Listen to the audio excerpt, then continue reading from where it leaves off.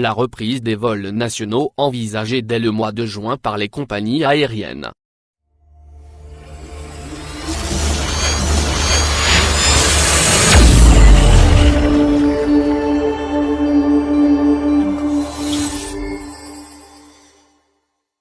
Normalement, si nous sommes suivis par les gouvernements avec lesquels nous discutons, on devrait pouvoir voyager en France à partir de juin, puis en Europe en juillet ou août, avec un trafic réduit et un nombre de destinations qui sera un peu plus limité, a expliqué Alexandre de Juniac, le directeur général de l'Association internationale du transport aérien, IATA, sur France Inter.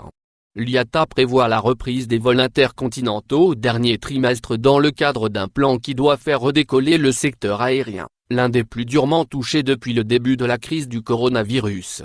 Pour éviter les risques de contamination, il a précisé que son organisation travaillait avec tous les gouvernements de la planète, les organisations internationales en charge du trafic aérien et l'Organisation mondiale de la santé, OMS, à la mise en place d'un processus de contrôle sanitaire des passagers. Normalement, on devrait être prêt pour la fin mai, a-t-il précisé. Port du masque, déclaration sanitaire et contrôle de température. Juniac propose la présentation par les passagers d'une déclaration sanitaire à leur arrivée à l'aéroport, un contrôle de température à l'entrée du terminal, et le port du masque obligatoire dans le terminal et dans l'avion. Grâce à ces mesures, il estime que le risque serait pratiquement négligeable, écartant le besoin de réduire le nombre de passagers dans les avions. Si on doit neutraliser le siège du lieu, cela veut dire soit que l'on ne vole pas, soit qu'il faut augmenter les prix d'au moins 50%, a-t-il prévenu.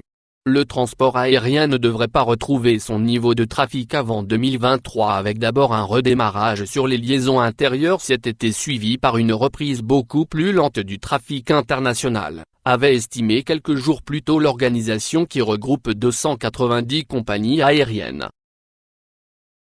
Merci de bien vouloir activer la cloche pour s'abonner et de cliquer sur j'aime.